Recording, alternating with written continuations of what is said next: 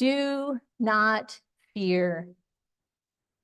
Take a moment to soak in those words.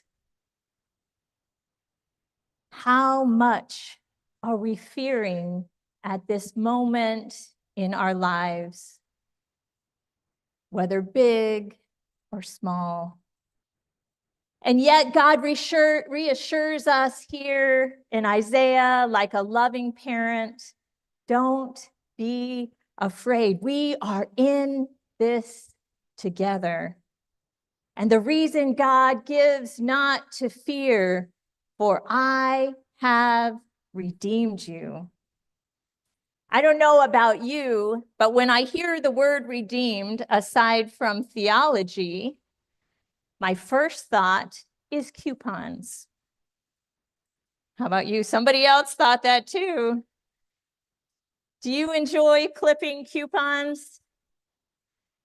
When we redeem a coupon, we trade in a piece of paper, and in exchange, we receive something valuable to us, a discount or a prize.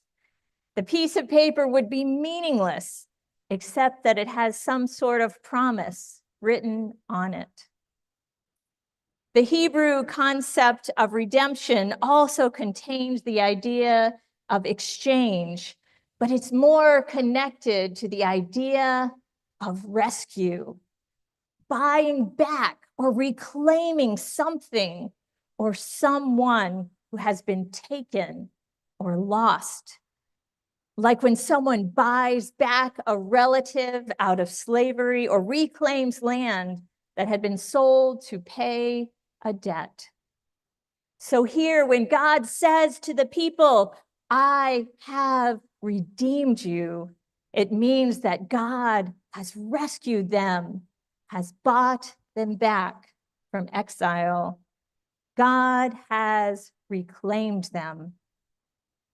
If we hear them in a personal sense, these words of God, I have redeemed you, we can think of the things that have bound us, that have kept us in their grasp, and see that God reclaims us from them, calls out our name, and sets us free. I had a friend in college who was one of those people who always had an umbrella. You know those people?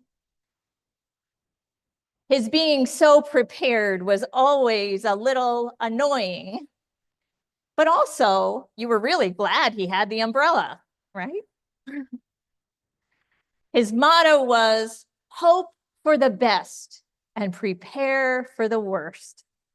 I'm not sure where he picked it up. I always thought it was the Boy Scouts, but Maya Angelou wrote something like it in 1969 in her autobiography, I Know Why the Caged Bird Sings. Her mother, Vivian, lives by this mantra that allows her to receive anything her daughter brings her with calm and acceptance, hoping for the best, prepared for the worst, and unsurprised by anything in between. When we are planning for contingencies or helping our children plan ahead, we might say something like, if there's a fire, we will meet in front of our next door neighbor's house, right? Or if you get a flat tire, don't call me, call AAA. No, call me, but then I'll tell you to call AAA. If our plane is delayed, here's what we'll do. If you forget your keys, right? If, we think of the ifs. This is what strikes me so much about the passage from Isaiah. As God speaks to the people about passing through the waters of life's challenges and walking through the fire, God doesn't say if, but when. When you pass through the waters, because it is a sure thing that hard days will come. When. And with the sure thing of hard days, we need the sure thing of God's presence to be with us, to bring us through. The certainty of challenge needs the certainty of help. When you pass through the waters, Isaiah writes, I will be with you. And when you pass through the rivers, they shall not overwhelm you. When you walk through the fire, the flame shall not consume you.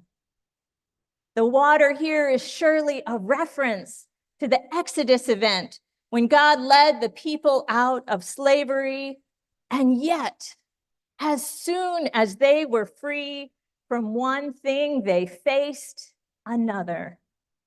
A body of water too big to cross, with the Egyptian army coming right up behind them. They were escaping from harm with danger on every side, but freedom at the end. When you pass through the waters, you are people who have passed through waters in so many ways.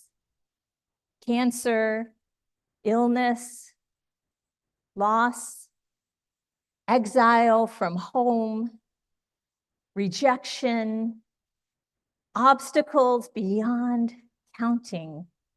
And yet here you are, leaving me in awe with your persistence. And what about the fires, the trials and tribulations that might have left us scorched or burnt out, embittered or disabused, and yet you have not let them consume you? When pastors read a text, we often ask ourselves, where is the gospel? Where is the good news in this passage?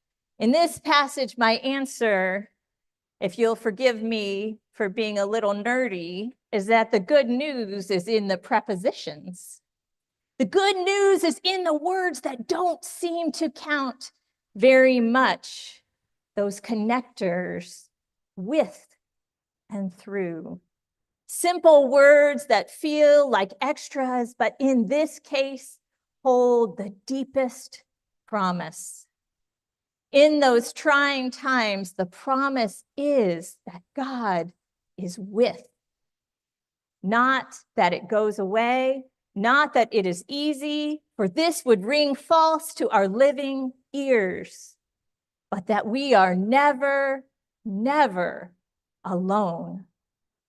And I would venture to say even that there are moments when we can feel that witness palpably, that we are keenly aware of some grace sustaining us, which we know is greater than the sum of our parts. With. This is the God I know, God who stays with you, stays no matter what. And through. The good news is in the word through, for passing through the waters and through the fire means coming out on the other side. Many of you know something about our family story, or maybe you don't.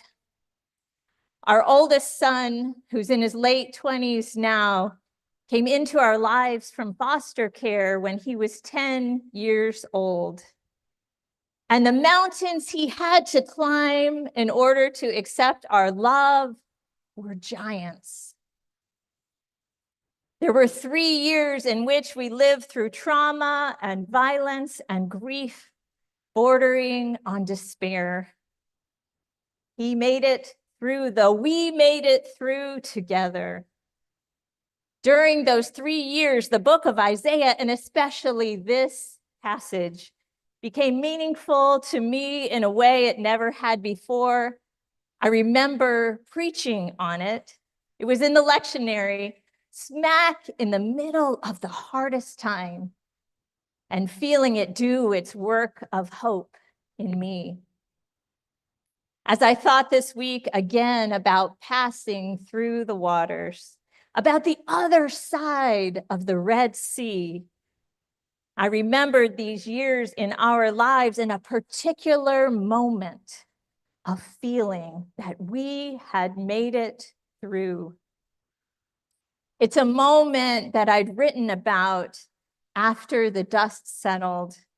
And so I'll read to you what I wrote all those years ago. It was early on a weekend evening, a few months after our son moved back home from the residential facility. And we were sitting on the back patio in the thrilling yellow light of spring becoming summer. We have a soundtrack. It's good because it's a happy moment. Our dinner eaten outside in our porch chairs, holding our plates on our laps. Every day the Ohio weather allowed it had just concluded, and our son, had gotten out his bike. He was riding laps around the house, emanating happiness. And we sat back, relaxed, watching him. Suddenly, the peace was so loud that the two of us looked at one another in astonishment. We were being a family. He was being a kid. For the first time after wading along the shores of hell for so many months, taking regular swims, we took deep breaths and smiled, understanding that we were somewhere new now. We could accept pleasure in sitting together after dinner, watching our child play. So this is what other parents feel like, I thought.